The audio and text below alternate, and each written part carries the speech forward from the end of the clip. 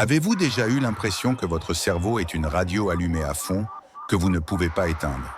Une radio qui diffuse en boucle vos erreurs passées et vos peurs du futur. Vous essayez de dormir, mais les pensées hurlent.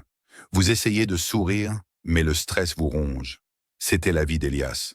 À 32 ans, il avait tout pour être heureux, mais son esprit était une prison.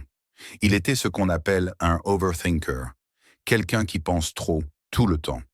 Mais un jour, une simple rencontre avec un vieil homme et un verre d'eau a tout changé. Ce qu'il a découvert est la leçon la plus importante que vous entendrez cette année. Restez bien jusqu'au bout, car ce secret est déjà en vous, vous avez simplement oublié comment l'utiliser. Elias vivait dans une vallée entourée de sommets enneigés. Pour les autres, il était un homme brillant, mais pour lui-même, il était un échec. Chaque soir, il s'allongeait et fixait le plafond, torturé par des « et si ?» Et si j'avais fait un autre choix? Et si demain tout s'effondrait? Un matin, à bout de force, il partit vers la haute montagne. On disait qu'un ancien psychologue, devenu sage avec l'âge, y vivait en ermite. Après des heures de marche, Elias le trouva. Le vieil homme était assis sur un banc de bois, regardant les oiseaux.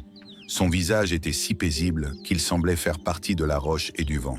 « Maître, aidez-moi » suffoqua Elias. « Ma tête est une tempête. Je veux juste un instant de silence. » Le vieil homme ne répondit pas tout de suite. Il se leva, entra dans sa cabane et revint avec un verre en cristal. Il le remplit d'eau à la fontaine, goutte après goutte, jusqu'à ce que l'eau forme un dôme bombé au-dessus du bord. Un seul frémissement et tout déborderait. Le vieil appelle « Elias, prends ce verre », descend au village, traverse la place du marché en plein milieu de la foule, fait le tour de l'église et remonte ici. Si tu reviens sans avoir renversé une seule goutte, je te donnerai le remède à ton anxiété.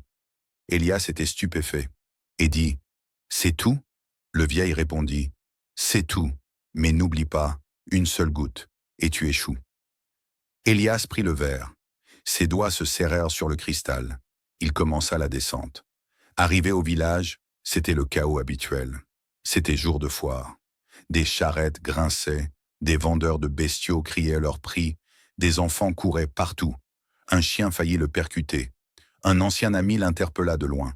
Mais Elias ne vit rien. Ses yeux étaient rivés sur cette pellicule d'eau tremblante. Son monde s'était réduit à ce petit cercle transparent. Il marchait avec une grâce qu'il ne se connaissait pas. Chaque muscle synchronisé, chaque respiration calculée.